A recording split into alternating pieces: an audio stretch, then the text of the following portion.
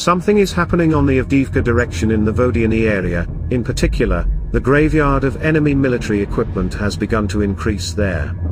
And there's a reason for that. On the southern facet of the Avdiivka defense area of the AFU, in the area of Vodiany, the Russian command began to introduce additional forces and means into the battle.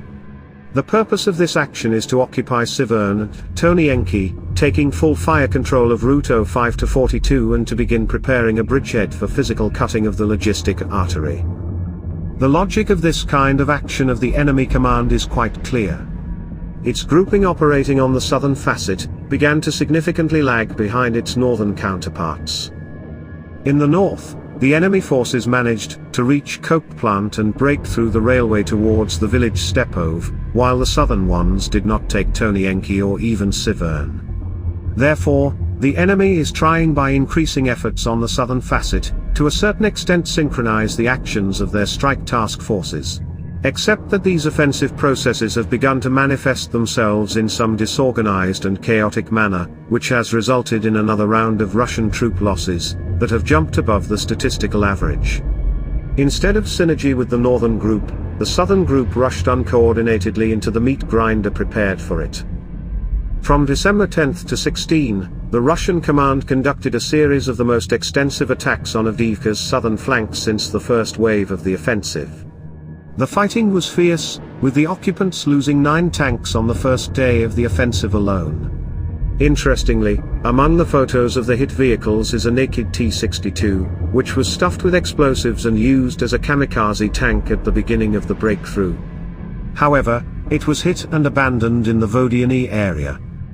The Russian side employs tactics similar to ISIS, loading a vehicle with explosives and sending it towards enemy positions with a suicide bomber inside. Similarly, the Russians have done this more than once. However, the driver mechanic exits the tank beforehand, rendering it unmanned and uncontrollable. The Russian military political leadership simply cannot afford the failure to capture Avdiivka, as well as the expansion of several small tactical strongholds of the AFU on the left bank of Dnipro, even if they are combined into one but operational. Especially given the level of loss, resources and effort invested in these operations. These things are quite clear and obvious.